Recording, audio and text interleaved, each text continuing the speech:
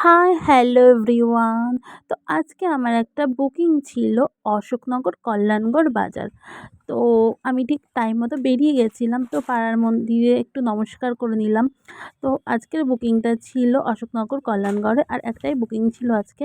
তো আমি টাইম মতো বেরিয়ে গেছি, আর এটা ছিল দুপুরবেলার দিকে।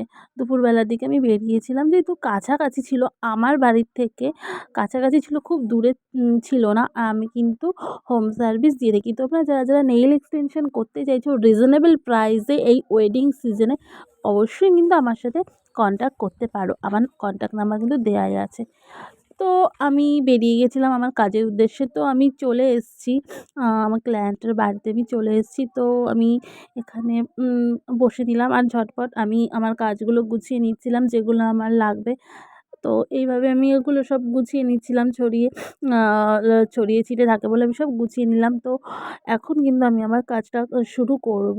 তো আমার কাজটা আমি শুরু করে দিয়েছি। তো এই নেইল এক্সটেনশন করতে কিন্তু কার কীরকম লাগে জানি না, আমার একটু টাইম লাগে। তো এটা কিন্তু প্রচুর খাটনির কাজ। তোমরা অনেকেই কিন্তু ভাবো যে নেইলে একটু কালার লাগিয়ে নিচ্ছে আর টাকা নিয়ে নিচ্ছে, না।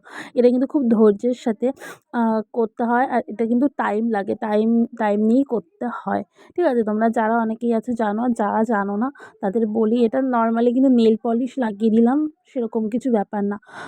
তো আমার টোটাল কাজটা করতে টাইম লেগেছিল ৩ থেকে মোটামুটি ৩.৫ ঘন্টা মতো লেগেছিল। বোথ হ্যান্ড ওয়ার্ক ছিল। তো যাদের বাড়ি গেছিলাম ক্লায়েন্টের বাড়িতে, ওরা খুব ভালো ছিল। আর প্রতিটা ক্লায়েন্টের বাড়িতেই কিন্তু গেলে কিছু না কিছু খাবার দেয়। তো আমাকেও এই যে দেখো দিয়ে দিয়েছিল।